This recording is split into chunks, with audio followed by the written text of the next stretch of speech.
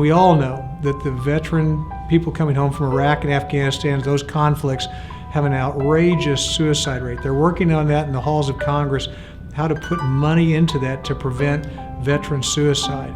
But here in Indiana, these folks are coming home. They're having difficulty finding employment, they're having difficulty coping, and it's tough. It's a tough transition. And so maybe they don't know where to go. So if they can call 211 and then get routed to the person, it's a much simpler way for them and not nearly as threatening and not nearly as embarrassing. They know they're going to make one simple call. It's going to get them to the right place to help them. We got a call from Joe. Joe's a veteran. He has PTSD. He called 211 because he didn't have any money to pay his utility bill. Our specialist ended up finding out that he was considering using his gun to end his life.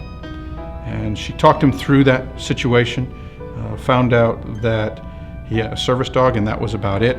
He spent most of his time alone and he really didn't see the point in living. What the specialist did was ended up connecting him with a friend of his.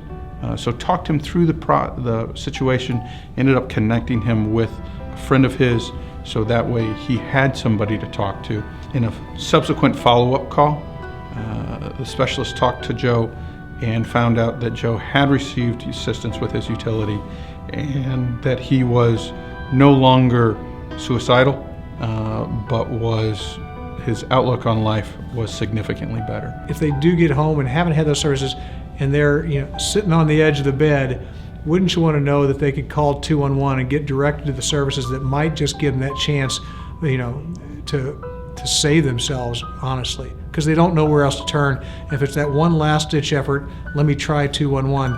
I want somebody to be on that other line that can answer that call and try to get them help. There's no price too high to pay to get our veterans back on their feet, both mentally and physically, when they get home.